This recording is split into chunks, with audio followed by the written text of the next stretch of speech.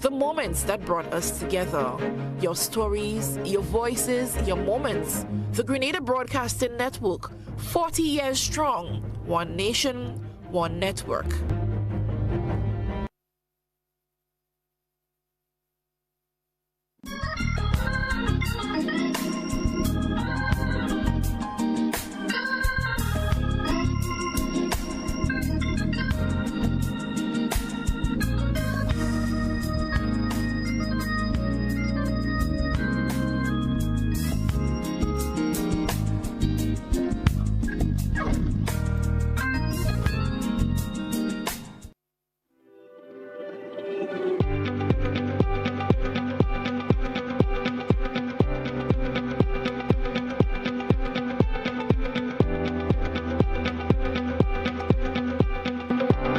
Special good morning to our listeners. Special good morning also to the viewers of GBN TV, listeners of Classic Radio. Good morning and welcome to another edition of To The Point. I'm your host, GT. Good morning to also those of you via social media platforms, Facebook page, YouTube channels. Good morning to you. Certainly happy to have you with us this morning.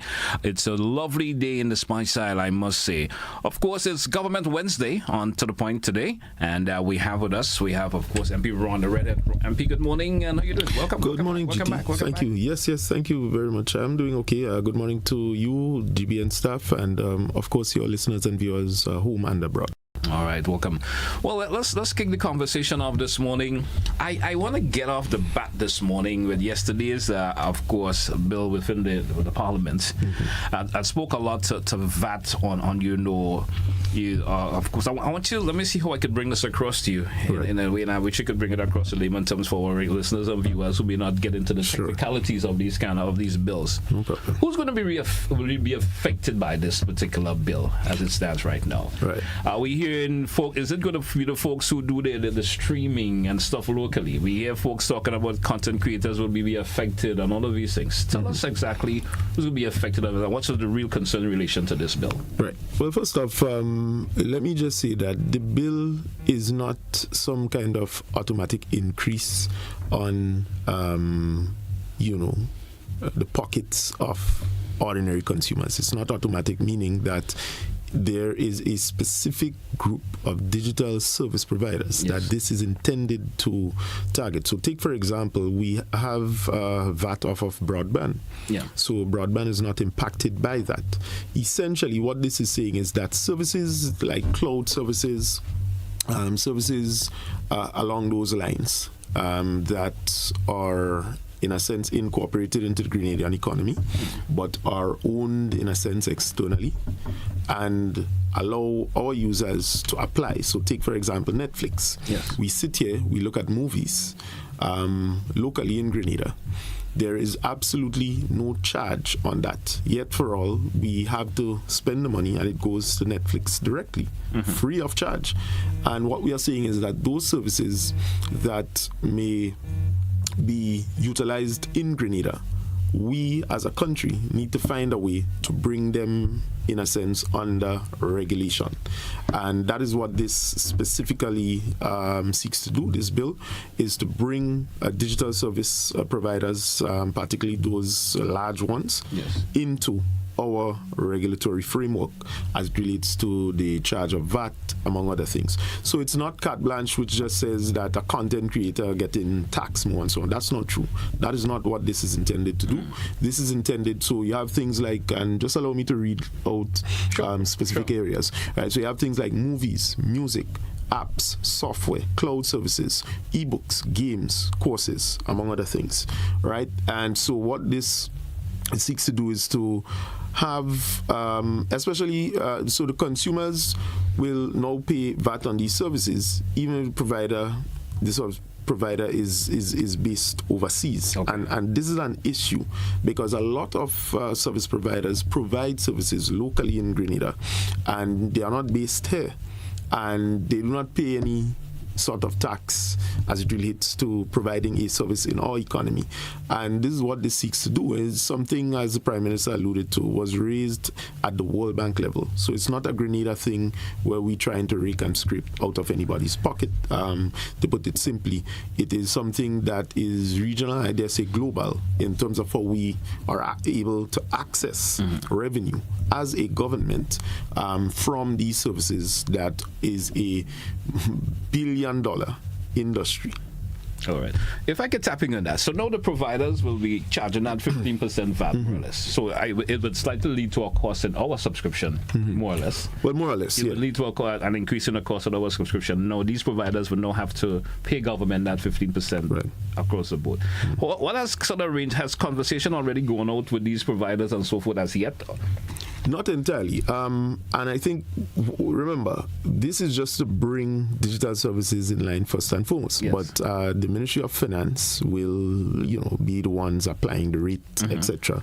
And certainly a conversation will occur, whether it is en masse or publicly, and the engagement will occur in terms of how this will affect, basic consumers. But remember, in instances that I have just outlined there, music, movies, etc., these lean more on an entertainment side. They are not critical services that require some sort of life and death subscription. And then, if it goes up, we die and so on. Yeah. So the manner in which we look at this particular bill is strictly one to bring digital service providers, particularly those external who provide services, whether through a conduit or directly to Grenadians, bring them in line with our regulatory framework as it stands now. So that is what this is particularly intended to do. What I would say is that we can speak to Minister of Finance and someone from his team can come on now that the law is passed. I don't think they want to get into the politics, but now that the law is passed and should be confirmed in the Senate as well in short order. Once that is done, they will come and speak to it to explain further the policy guidance as it relates to this. But you have to also remember, what this is saying is that there are untapped revenues to be had from digital services.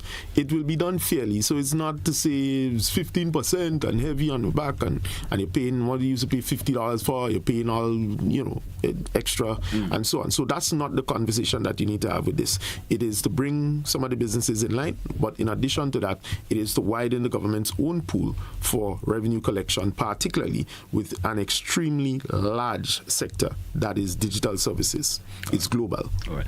Let's get into the opposition interpretation of this. Right. I've heard for the honourable opposition leader speak in reference to this and talks about the burden that is going to be bringing upon, of course, local Grenadians in reference to this. Already, tough economy as it was stated. I'll not be quoting word for word, but it was going along that particular direction. So this is not the way this should be interpreted at all. Right. No, not at all. In fact, that is a flawed way of interpreting. Anytime one speaks about VAT and tax, there is a perception that there is the automatic traditional response, which is to purchase less of the goods or services. That is not true. And I can give you a classic example that is going on now. You look at construction, particularly in the private sector, going on now. Aggregates increased because of external factors, not internal. We didn't increase VAT on supply, on materials, etc. But externally, the prices skyrocketed from what it was COVID and post-COVID. And even with that, we see a construction boom currently ongoing in Grenada, which suggests to me that even with the increase in the cost of aggregates, materials, it did not have a corresponding effect to decrease spending and investment in that regard. So we do not agree with that position at all.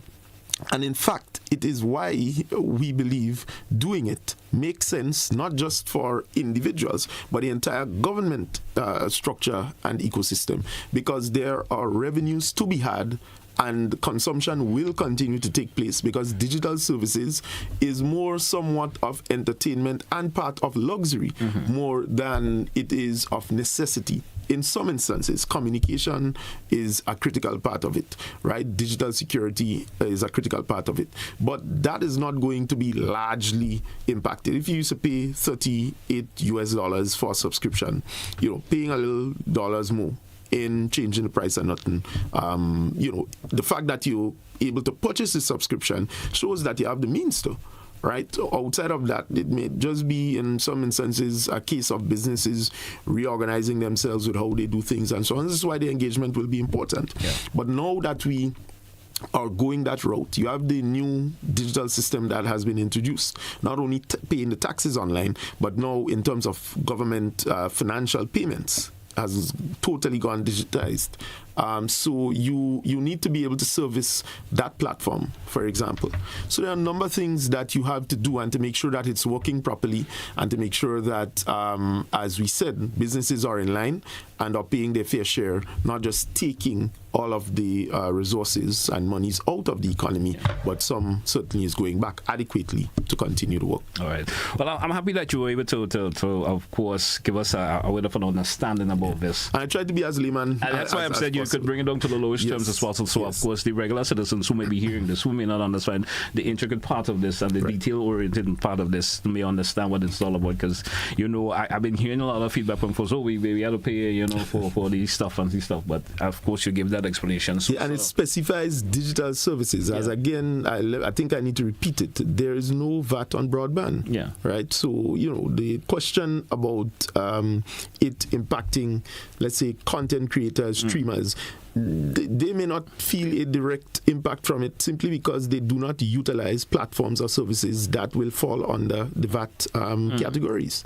And that is just, simple and basic. All right. Okay, folks may be thinking, well, I'm using Facebook and I'm using it to do my live streaming and stuff like that.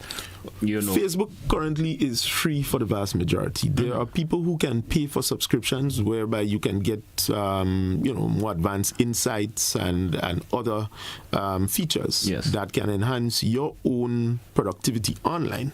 But that is always different to the ordinary user who would just pop in on Facebook and go live. You wouldn't be affected in that way. Well, thanks for that bit of explanation. I want to switch the conversation just a wee bit. Project Polaris. I want to speak in reference to that just a wee bit. It's government flagship, project. Yes. Where the government is going to be, of course, building a $250 million, smart teaching hospital in the California. I want you to tell me what with the US 185 million secured already, out of the 250 required. What specific, fundraising strategies being used to bridge the remaining 65 million gap? No, there are many options that are being explored. The Prime Minister, the Minister of Finance, and the project sponsor have all spoken to the intricate process that was utilized to be able to raise the funds, meaning they are the best terms and conditions in Grenada's recent history for any loan, for any major capital project of that nature. That's one. Two, the government is not engaging in a kind of reckless approach towards obtaining funding for the hospital. As mentioned, we have secured 185 million US, as you correctly said. That goes towards the commencement of the construction of the hospital. What we are building is a medical village, which is costing 250 million, meaning there are auxiliary services that has to be accompanying the hospital, the new research hospital, that additional spending will be required. So at this point, we have secured enough to begin construction. And then when we get to the point where now you're expanding the services, adding the additional stuff, adding the hotel or overnight rooms, etc., then additional funding will be required. But there's a process that the team will follow.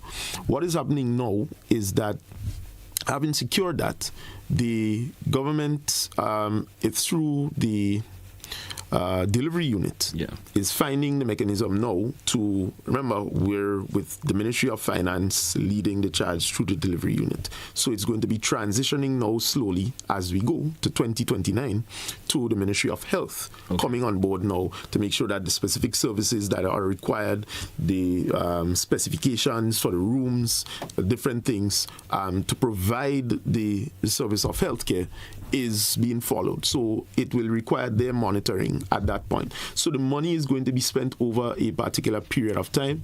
There is the broken down document which deals with phases, I imagine, as any other project will have to include. I personally did not see it, and therefore I would not try to pretend that I know phase 1, 2, requires XYZ. But in an ordinary measure, the delivery unit does provide reports to the relevant ministers of cabinet, and these reports, whenever they are provided, I am sure is documented. Well, this was also leading to my next question, because there's always that conversation: when are we going to see some serious work done, or that starting of that project officially going ahead? No, well, so I mean, you may have some information that I wouldn't be privy to. The sword was turned. There is a duration, which is very important in any project life cycle that you're dealing with. The expectation is by 2029 we will be opening the doors of the new research hospital. The present work that is being done now had a lot to do with clearing, finishing up some of the environmental assessments, etc., in terms of the impact, because there's going to be a flowing ravine through the property to ensure that flooding is not something that we continue to deal with in that specific area. It's flatlands, and therefore is, especially down to the front, is susceptible to that question of flooding, because you have hills or mountains to the top and then flat come right down. So you have to drain it properly and so on. So I would imagine additional specifications are being done. But I want to make it absolutely clear. The project itself has commenced. All right. This is the first phase, the initial phase where we have turned the sod, where they are continuing to do work, and in due course they will give further updates, and give the updates in accordance to when phases are accomplished, etc. So rest assured. There's always that concern also when it comes to land use, the use of land, the land use concern, of course, and folks are asking the question from time to time: how is government addressing the recent, community concern regarding land clearing and environmental impact, especially the Calamity side? How is government's concern in relation to that? I can't speak to the impact assessment survey or report. However, what I would say is that the government is ensuring that the best approach is utilized. And when I say government, I speak here now of the delivery unit that is actually doing the work as a project team. They are ensuring that the best model is utilized. That is as much as I would say on that, because clearly we do not have any major concern at this point outside of the ravine that was running there, or the drain, or however people may want to class it. Outside of that, that is of some grave concern. As I said, the number one issue in that general area is a question of flooding. And there are means and ways that we can address that. Right? So there is no major concern at this point in terms of land use. But I would say the property is going to be multifunctional. And that's why I say it's a medical village that is going to be built out. And so, whether we are talking the capacity for the research and development, planting of the spices, all these other things, I am sure when they get to that point, they would be able to achieve that. Because I'll give you one example. The cinnamon we utilize is cinnamon, but it is not the best type of cinnamon. I think somewhere in India, and I stand to be corrected, they have the more potent one and the way more healthier one. And anybody can do that research as we speak. There are two types to it. The one we have in the Caribbean is different to the one that exists currently. And the one in the Caribbean, if you use it too much, sometimes it may have a negative impact on you. So, and I'm saying this in the context that what we are talking about is the potential for us to utilize our spices in the therapeutic treatment of recovery, among other things. That is the intention. This is why we need to build out the infrastructure for that to be done.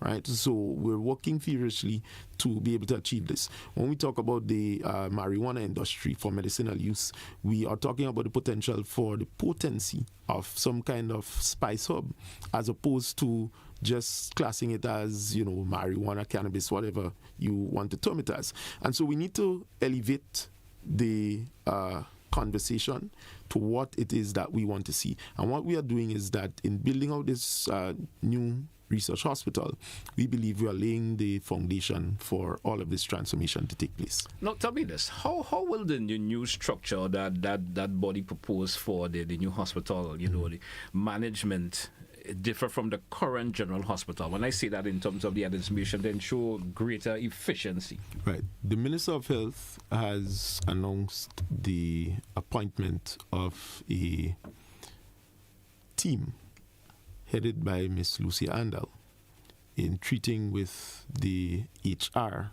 needs for this present hospital and the future in terms of its transition to statutory body or statutorization. And so currently what they are engaged in is being able to find the mechanism to apply private sector best standard, high quality of management into and incorporate it into the statutory body that is expected to come on stream. What we want to do is to pilot, in the first instance, the statutory body process, so that workers will only be placed on maybe assignment. Yeah. They're working through that with DPA to participate in the pilot in terms of its management structure, staffing, how you hire, how you fire, how you bring people into the whole system, and the quality of work that is given out. So that is currently ongoing.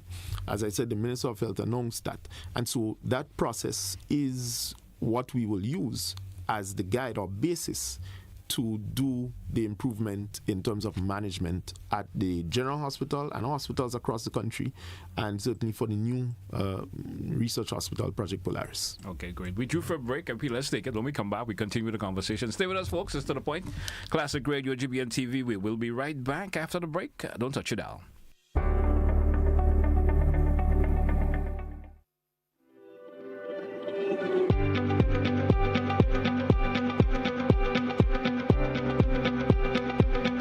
Right Choice Promotion presents Lyrics and Laughter, the ultimate pre-Mother's Day show. It's coming to the Grenada Trade Center on Sunday, May the 3rd from 5 p.m. Get ready for an evening of non-stop comedy, sweet Caribbean vibes, and pure entertainment. From Trinidad and Tobago, the funniest man in the region, Errol Fabian. He said not even my shoes, I said no. Humorous Calypsonians, Trinidad Rio. Going back to basics. And the Calypso princess herself, Kareen Ashen from the Spice Isle. 2 decades of legend, Randy Isaac, Little Reds, plus local comedy king, Robert White, Dillian Walters, Fat Man George, and Kareem Alexis. Delivering lyrical mastery, 11-time Calypso Monarch scholar. All backed by the Heatwave Band, with special musical treats from Lyndon Langdon on sax and Jelani Moses on violin. It's lyrics, it's laughter, it's music, it's vibes. Tickets just $75. Available now at gotofed.com and other outlets island-wide. Treat mom, treat your partner, treat yourself. Lyrics and laughter. Sunday, May the 3rd, 5 p.m. Grenada Trade Center. Don't miss it.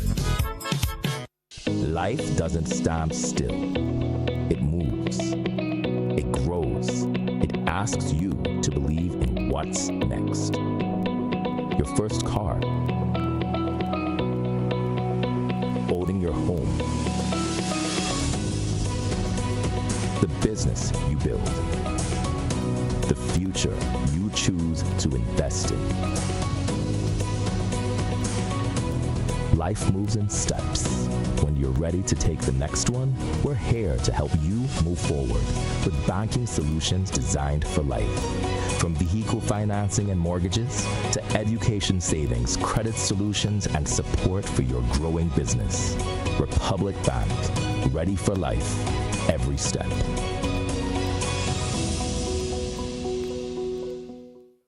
Fire up the coals, bring the flavor. It's time to crown the King of the Grill. Maggie King of the Grill 2026 is calling you. Think you got the creativity, the skills, and the fire to rule the grill? This is the ultimate showdown for chefs, backyard masters, and the food lovers alike. Step up, show your talent, and claim your spot among the best. With over $5,000 in cash and prizes to be won. The stakes has never been hotter. Happening Saturday, May the 30th. Register now. Call or WhatsApp 407-8458. But hurry, registration close April the 30th. Don't wait. Bring your fire, bring your flavor, and bring your A game. Maggie, King of the Grill 2026, where champions are made on the grill.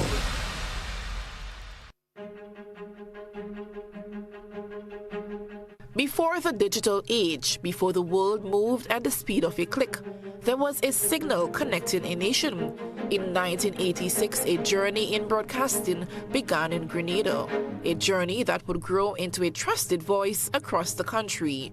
For 40 years, through radio and television, we've been there for the stories that shaped our nation, the news that mattered, the voices that informed us, the moments that brought us together.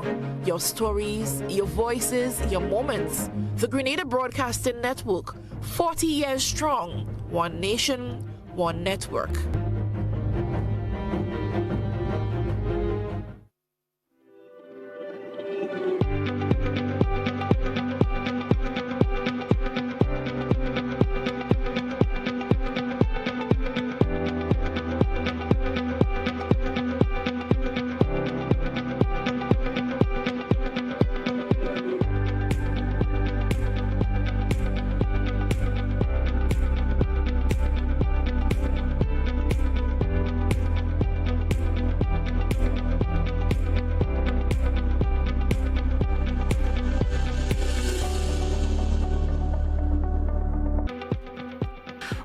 Welcome back, listeners. Welcome back, viewers. Once again, it's To The Point, Classic Radio GBN TV. It's, of course, Wednesday, the 29th day of April 2026. We have the, of course, MP Ron Redhead this morning on today's edition of To The Point. MP, welcome back. Welcome back. Thank you, GT.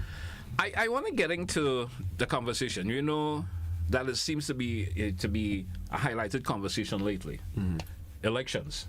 Right. The thought about it is in the air. Will it be in 2026? It's constitutionally due in 2027. Will we be having it? Tell me. We have seen some candidates screaming, or we've heard. You know, of course, several MPs like Philip Telesford, Andy Williams, and so forth. They are already been receiving the constitutional support, or constituency, support. When will we hear that full slate of candidates for that? Or will we hear that finalized, or that announcement? What would you say? Well, at present, of course, as you mentioned, the election is constitutionally due in 2027. The party continues its work, led by the Honorable Prime Minister, in terms of the screening committee, candidates, and or at least candidate selection or proposals. And then we have a very democratic process which we follow, which we get the constituency offices involved in. We see it as critical because at the end of the day, the people that are going out to put themselves forward are not doing so on their own accord. It is because of a demographic, it is because of a constituency. And when they are elected, he or she is elected, you then go into Parliament to serve a constituency as your primary basis. You do have a political party, and it is just facilitating the process for democracy to transition both from the electoral cycle into the parliamentary cycle, which you are expected to serve. And so we're going pretty well there. At this present time, we just concluded our youth convention. It is the second historical youth convention that we had. In 2015, we held a youth convention. And so it is significant for us as an internal achievement as a party to be in government. When we had it in 2015, we were out of government. But now to be in government and successfully hosting a youth convention. So I want to congratulate all of the winners over the weekend, and in particular say special morning to the chairperson, Sister Lily Welch, and she is expected to lead the charge of the youth work as we proceed into the not so distant future. The party is expected to hold a general council in June of this year. Remember, we amended our constitution, so we are not expected to have elective convention, but we are expected to go into a convention annually, but we're not expected to have elected convention. So elections would not be held at least until 2027 for a new national executive. This leads to my follow-up question. Will the NDC be running that same 15 candidates that was in the previous election? Well, I'm not in a position to give a response. What I would say is that we have already seen one change in that of St. Andrew Northwest, where the Honorable Delma Thomas was in a different place last election, but is now with the National Democratic Congress and a sitting Minister of Government, sitting Member of Parliament, and has received the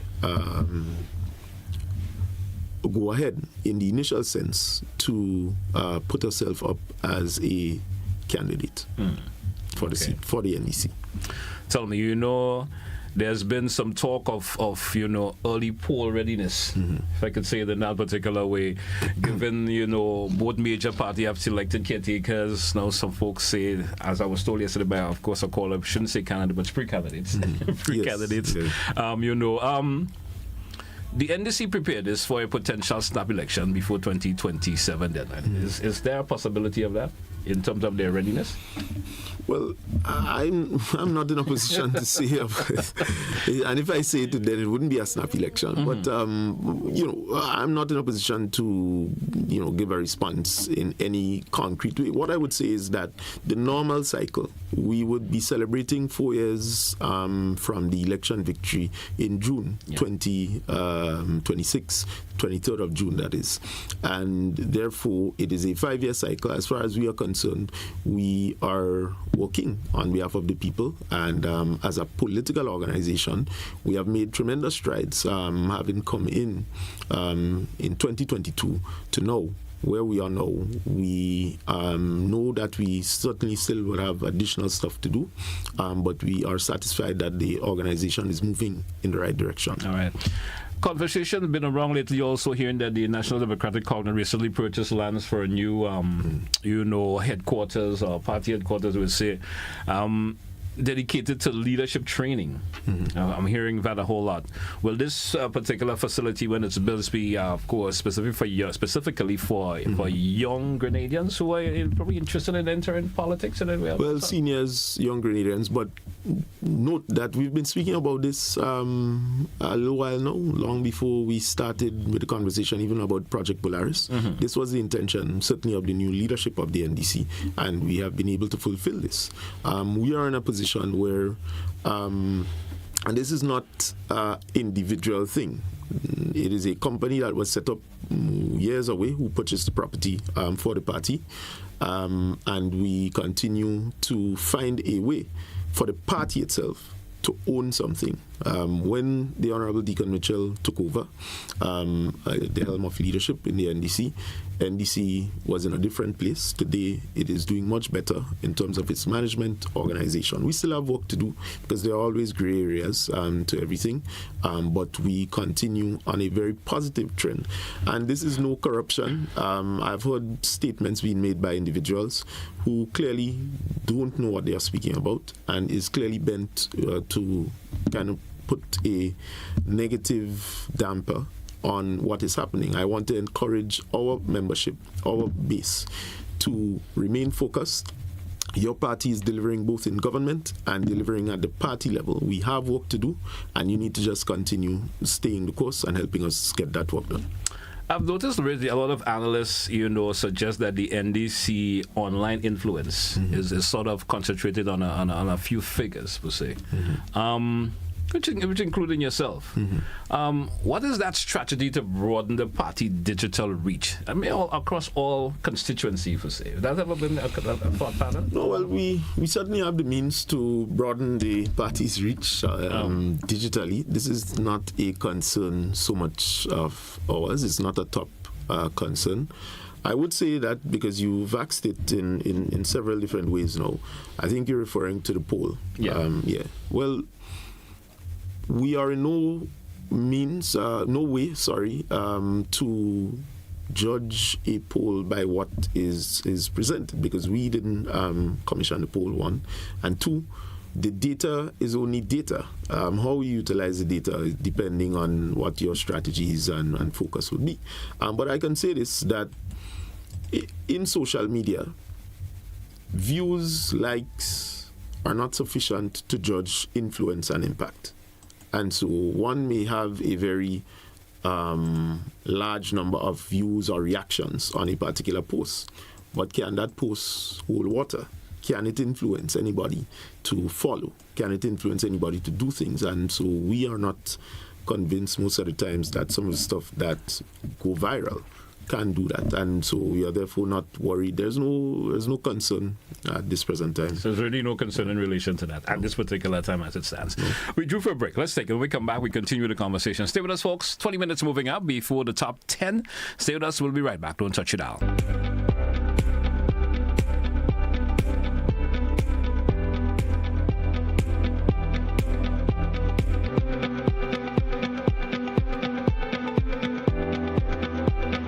Fire up the coals, bring the flavor. It's time to crown the King of the Grill. Maggie King of the Grill 2026 is calling you. Think you got the creativity, the skills, and the fire to rule the grill? This is the ultimate showdown for chefs, backyard masters, and the food lovers alike. Step up, show your talent, and claim your spot among the best. With over $5,000 in cash and prizes to be won, the stakes has never been hotter. Happening Saturday, May the 30th. Register now. Call or WhatsApp 407-8458. But hurry, registration close April the 30th. Don't wait. Bring your fire, bring your flavor, and bring your A-game. Maggie, King of the Grill 2026, where champions are made on the grill.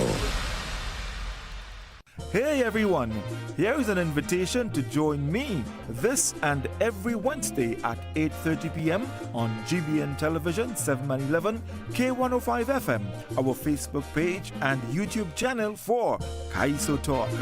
Meet the Kaisonians, hear their stories, feel the vibes. Kaiso Talk, Wednesdays 8:30 p.m. Compliments for Grenville Credit Union.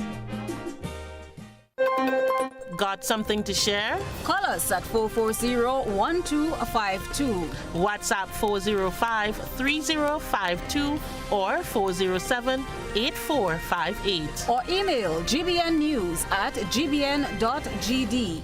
GBN News, first, accurate, voted number one.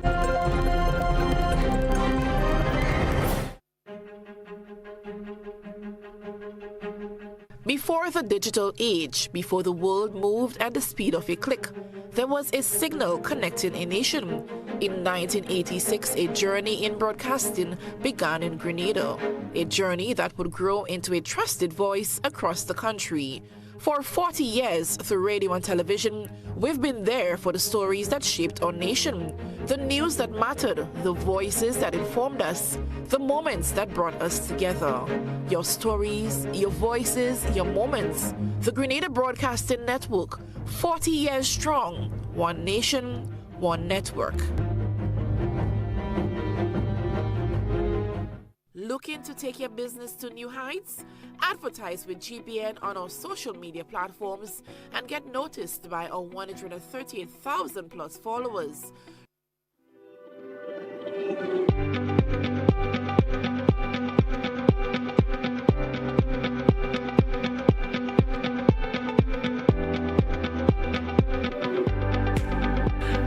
Welcome back to our listeners. Welcome back to our viewers. Of course, welcome back, MP Ron Redhead with us this morning on today's edition of The Point. In this segment, of course, we allow the, our listeners and viewers, if you want to chime in with any, question or two you may like to ask, feel free to do so also.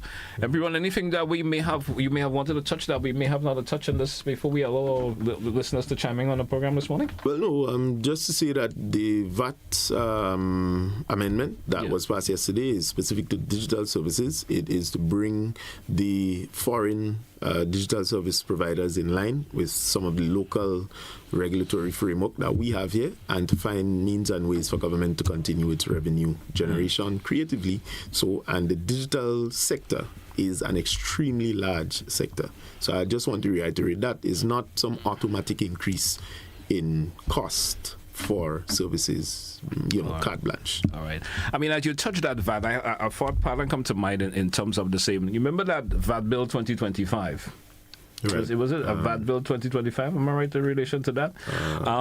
It was recently passed in consolidating and of course revised VAT excise VAT tax laws per se. I think I was following up on that. When the rest of the information comes in, right? Sure, but let's take a caller. Caller, you live. Good morning. Welcome. Good morning to you, JT. How are you going today? And good morning to the most honorable Ron Redhead. That's my boy, Anyway, Mr. Ron. Yes. Before I go to the substantive point, you is my boy already. I don't care who vex. Anyway, I want to invite you and a lot of people this Saturday at 7 o'clock at the Carnage Plaza next to the Pizza Hut. We're going to have a nice breakfast from 7 o'clock in the morning, Saturday. So I want you and other people to come down. Secondly, the thing to do with the digital, the bill, I sort of agree, although I didn't listen 100%, but if there's revenue to be tapped, yes, I think that is a very good idea that, you could do it, but people going to say it's not good and it's not the right time and it will increase the cost. Well, I guess it will increase the cost, but I support that. So, and finally, the last two things as per usual. Just remember that the party's color is not yellow. It is gold according to the flag. I was there, and I'm sure your father was there in 1987 when we chose it in accordance with the flag is gold and not yellow. And finally, I'm calling on the leader of this country to reinstate you and make you a cabinet member because you are an intelligent person, and you remind me so of Maurice Bishop, right? And you have a lot to contribute.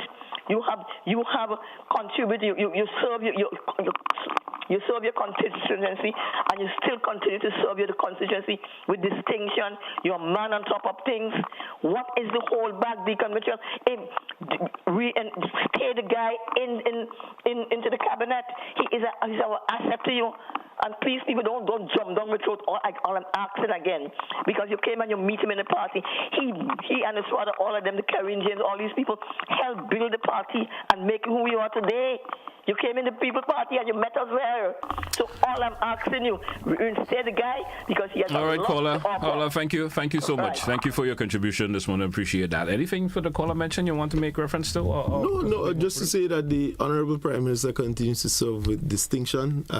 We are always impressed with his capacity and the ability to lead the team. We are confident in his leadership, and we continue to be confident in his leadership. Okay, great. We do have another caller. Caller via WhatsApp. You're live. Good morning. Welcome. Yeah, morning, GT. Good morning to you, sir. Good morning to listeners and the viewers, and then good morning to the goodly Member of Parliament, Honorable Ron Redhead. Just a few points. Tell me, Glen, I am ill-informed about the bill that was passed yesterday because I wasn't paying attention to it. But tell me, somebody who has to access things like Facebook, would that impact on them? Not necessarily. It's only special people who want to subscribe to Facebook's payment platform, not the general user of Facebook. Same thing with WhatsApp? Same thing with WhatsApp. Okay, all right. You mentioned about even in relation to the bill that you were prompted, seen alone a lot to a great extent by the World Bank. Anytime the World Bank is mentioned, I have problems. The World Bank is one of the causes of poverty, one of the causes of destruction of the environment, one of the causes of undermining government.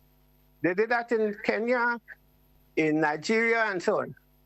So I'm a little bit concerned about that. The other thing you mentioned about the spice, the cinnamon. I think the government, through the Cultural Foundation, have just done a documentary on Dr. Guido Marcel. And I think you might be at variance with what Dr. Marcel said in terms of the cinnamon. Cinnamon, he said that we produce the best, the real cinnamon, which is called the Ceylon cinnamon, which is similar to what is done in Sri Lanka. Now, we also have there's also another cinnamon called the Saigon cinnamon. And this one is said that it's not so healthy or so. That way not to be, and there are different ways to know them. So I think, this is something you need to recheck. Finally, I said it to you already. I'm not too comfortable with the project. I'm not going to go into the politics. But again, anything that the American is involved in, I'm concerned. Remember what they did with this, they used the School of Medicine as an excuse to invade Grenada. And then based on the fact that American medical health system is not really about health, it's about sick care, they'll be transferring their stuff to health. These are the concerns I have, but the politics, let the people who want to deal with it. Thanks. Thank you, caller. Thank you so much for your contribution this morning. Yeah, well, just to say on the cinnamon side of things, so he did mention the two types. So which is critical, and I think this is a conversation that we need to have more of, both from a consumer standpoint and also the Ministry of Agriculture, to ensure that we find a way. Maybe it might require the Ministry of Foreign Affairs to engage with Sri Lanka or whichever country that has the more potent and healthier one. There is a distinction with one being not so healthy and the other being the potent one. Okay, great. We do have another caller. Caller, you're live. Good morning. Welcome. Yes, good morning, Mr. Telesford. Greetings and greetings to you. Good morning to you, sir. Just a brief comment before we get into the meat of the matter, Mr. Telesford. Listen, it is written, not me that write it, that anytime one lies to you for the purpose of enthusing or encouraging you, what they in fact are doing is setting you up for failure. Writer Anonymous. Listen. I hear the enthusiasm in which your guests speak this morning. By the way, a bit of geography before I go. That valley between Calivini and Wester Hall is called from the, you call that again, the confluence up on the hall there. We call up on the hall. That part is called the Chemin. Some people say Chemin according to the French pronunciation. River. It's not a ravine. You hear me, my boy? Let's go to the meat of the matter now. Listen, with all alacrities, the gentleman comes on every week and so on and speaks of this Project Polaris. Now, I have no problem with Polaris. We have to aspire towards things. But it seemed to me that these fellas living in what I call delusion, to put it briefly. When in effect in this country, and this I hope he knows, that one cannot get medical tests done in public hospital, general hospital in Grenada. One cannot even get a little full supply of medication which the state gives to certain people who are unable to pay for it at the end of the month. They do that, has been happening for years. Now you can't even get it. Happened to me only yesterday. Sometimes there's no pharmacist. You wait there for 2 hours and no pharmacist today. You go to St. George's and you only get in a week's supply. You get tests for 2.5 months. I've been waiting to get tests done in the general hospital laboratory and it cannot be done. What is happening to, is it the policy of this new administration? And I say new because they haven't been in there for a year. While the grass is growing, the horse is starving? Is this your policy? Can you comment on that and tell us why is it up to today? 4 years after almost in office, you all cannot correct the deficiencies so that the people of this country can be afforded proper health care. Above all, the poor and needy. For what it's worth, Mr. Telesford, do have a nice day, will you? Thank you, sir. Have a good day yourself. All right. Thank you very much, Brother Rolo, for your clarification with the Sherman Valley River.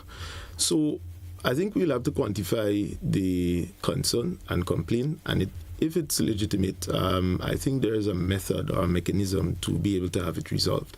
Now, the issue of tests and availability of tests is not across the board for all tests. There are tests that are available at General Hospital, which one is expected to pay for.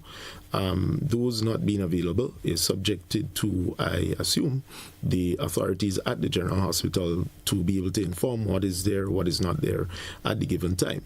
In instances of emergency, there are mechanisms which they can use to be able to improve that. And so far, this administration having coming in, we have seen some improvements in critical areas, particularly dealing with emergency,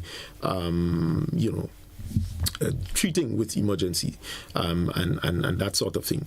Now, the health issue, as you rightfully said, is a historical problem.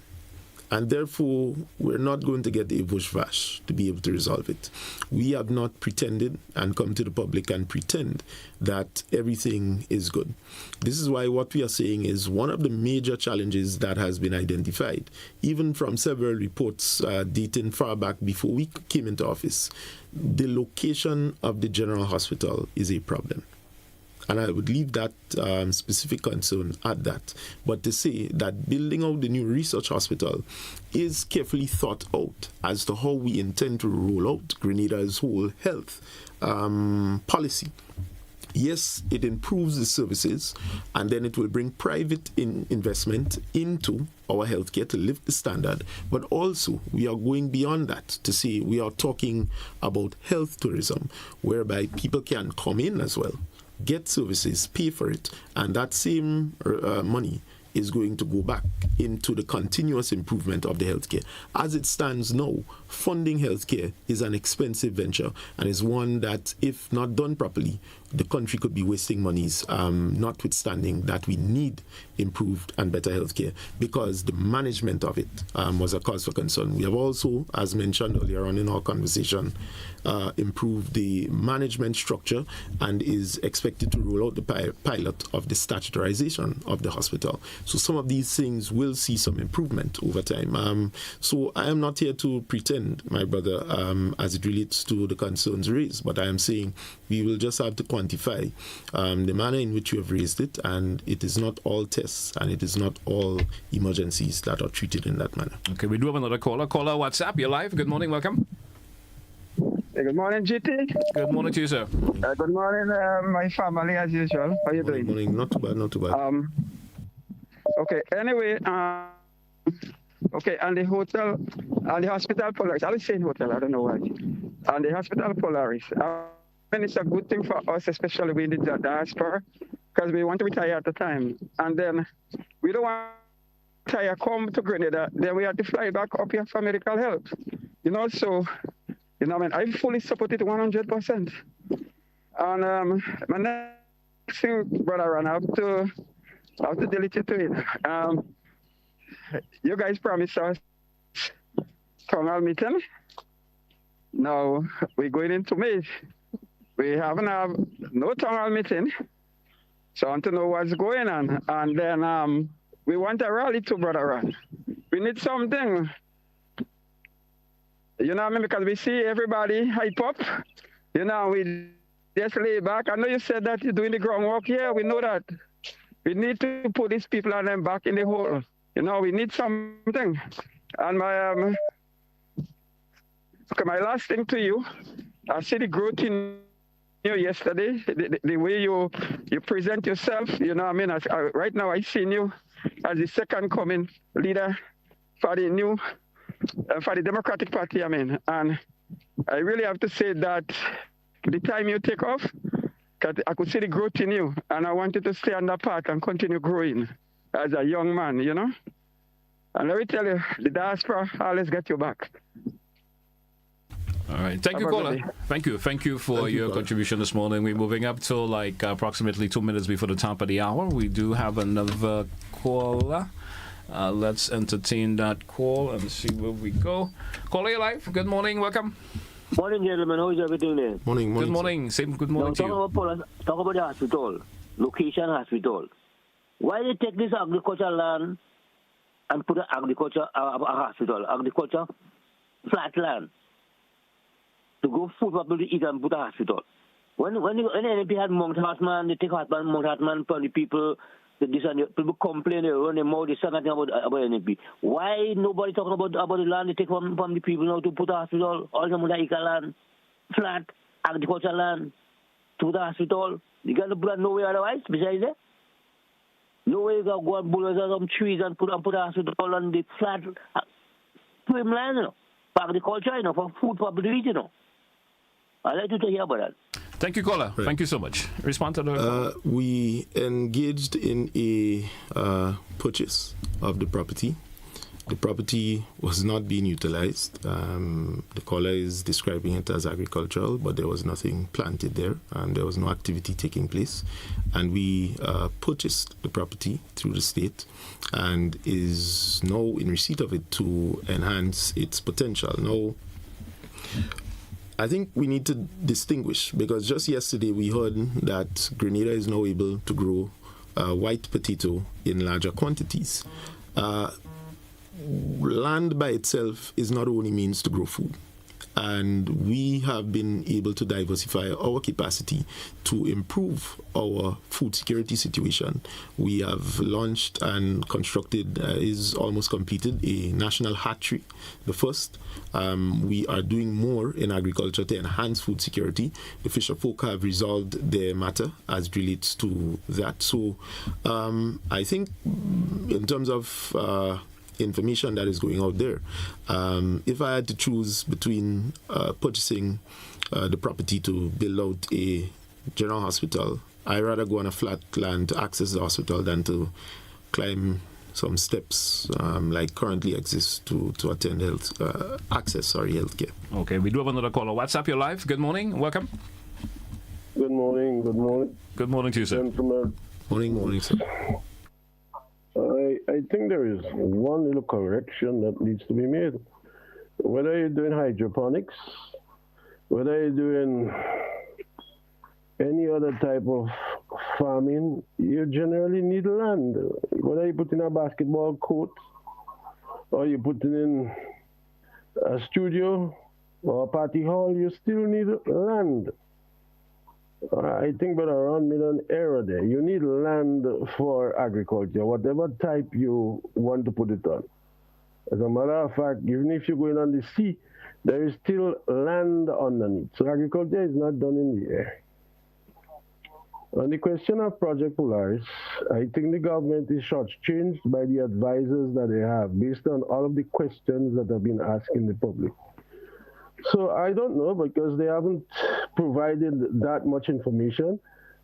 Are a group of architects in Grenada or internationally involved in the design of our Project Polaris Hospital? Because, there is a document which gives guidelines for design and construction of hospital and healthcare facilities. It is not printed or made or designed in Grenada. But you have the American Institute of Architects, and there is a document there. I'm certain that there are others in Canada and elsewhere, but that's the one I'm able to identify. So I hope the project promoters are guided by that, because in their professional capacity, for what I read, they themselves are not necessarily architects. I know one has been a financier and one is in the healthcare industry. So I certainly hope that we doing what it takes, because from a public standpoint, the public is not fully aware of a number of things that should be associated with the hospital. So, for example, we have not heard about any of our local Grenadian-born doctors who might be in Australia or Canada, who may have retired, who may have been practicing medicine for 30 years, involved in any way with regard to their field, which is providing services to our Grenadian people. But on a slightly different note, it should not be taking any government, whether it's NNP, NDC, or whatever P, 2 years or 4 years, or in my opinion, even 6 months, to improve our healthcare system. I heard on another program where a gentleman called for an ambulance for a friend who was injured, and it took 2 hours. Well, I don't know if you had to take 1 year, 6 months, or 2 years to have that problem rectified. It should not be. That should be rectified in a matter of days, as a matter of fact, hours. Because there must be a system for a call to go for an ambulance. There must be a system for responding. And if there is a failure in the system, we need to correct it. As a matter of fact, if people are not doing the jobs they need to go, send them elsewhere to do some other job. You don't need to fire them. Put them elsewhere to work, because they're not doing the work that they need to do. 2 hours for an ambulance to come. Probably it was crossing the seas to come to give help. I see no reason to doubt the gentleman when he said it took 2 hours. And then one final thing. When it comes to the question of our agriculture, We have a product called nutmegs, a rich history for years. It has antioxidants. But somewhere along the way, we're not doing the reading and the research to know that we need to plant more of that because there is a lot of value to it with regard to our health, just like cocoa. Rather than just believing that the chicken that we import and we fry it and we eat it and we go by certain big companies with something called K and a F, and I don't know what the other one is, that is healthy for us. We need to wake up and do some reading. We need to have relations with places like Sri Lanka and India deepened to understand what the people have been doing in those countries for years and that the people are living healthy lives. Not what is happening in the Western world, where in the Western world they can take care of injuries very well. They treat our diseases. They don't prevent the diseases. Wake up, Grenadians. Our hospital should not be just a facility like what Mount Sinai is doing, but it should incorporate what our grandparents has been giving us. Herbs that heals us, that does not have side effects. We are not hearing that with regard to our new hospital. Have a blessed day. Thank you, caller. Thank you for your contribution. Well, thanks, caller, for the correction. But really what I was saying is I don't need all that land to plant food. First and foremost, I do accept that you need land to or some sort of platform or infrastructure. But besides that, I think the point about the improvement in healthcare, listen, we have gone past blaming people. We've been in office 4 years now. This administration is not interested in this blame game. Clearly, the previous administration had the length of time. They didn't do enough, but that is not the issue. What we are saying is that in terms of improving, and I can't speak to the specific issue with the ambulance. I could tell you other factors could contribute, including traffic jam. Some accident could occur and the ambulance have to change its course in order to get specific areas. It takes about 2 hours to come from St. George's to St. Patrick. I don't know which direction. I don't know what the issue was. But I'm saying sometimes we need to quantify these things. And I regrettably disagree with you in terms of the narrative about not speaking about the therapeutic benefits in addition to Project Polaris being an infrastructural undertaking. In this instance, we have discussed this. We have spoken about what stage our doctors are going to come in, what stage we can use therapeutic measures, just the ambience and so on of the general hospital location is critical to recovery. We have spoken about these things extensively. I would encourage us to listen more to it. I can't force anybody and say what to listen to, but I would encourage us, listen more of the good things and stop with the negativity. I think we do ourselves a disservice in terms of being so negative on everything. We can't have a problem for every solution that is put forward. MP, I want to thank you once again for being on the program this morning. I think we, of course, went over our time a wee bit. But I want to thank you, as usual, for popping in and of course, taking the time out to answer the questions that have been thrown out to you by myself and, of course, our callers. And anything in final before you... Yeah, just to say that we do have a mega rally upcoming on the 21st of June. I want to encourage the listeners, viewers, to save the date. We also have a number of initiatives that we will announce. In some of it party, some of it government as well, and look forward to this administration continuing the great effort. I want to wish everybody a safe, just in case I would not be back on for a very long time, because I actually want to take some sabbatical from this, maybe just 2 days. I'm just joking, but we definitely need to find that measure. Yeah. And just to say that, I want to encourage people. I think it's GBN's 40th years celebration, ongoing anniversary. Yes. And I just want to encourage people, live good. You never could tell what could happen. Continue to live good. All right. MP, I want to thank you as usual. Have yourself a great day, sir, until we do this again. You said you'll take a break, but I'm not going to encourage you of that. I'm going to encourage you of that a lot. Hey, folks, that's how we're going to wrap today's edition of To The Point. Thanks to all who contributed towards today's program. Have a good day, folks. That's what we say goodbye.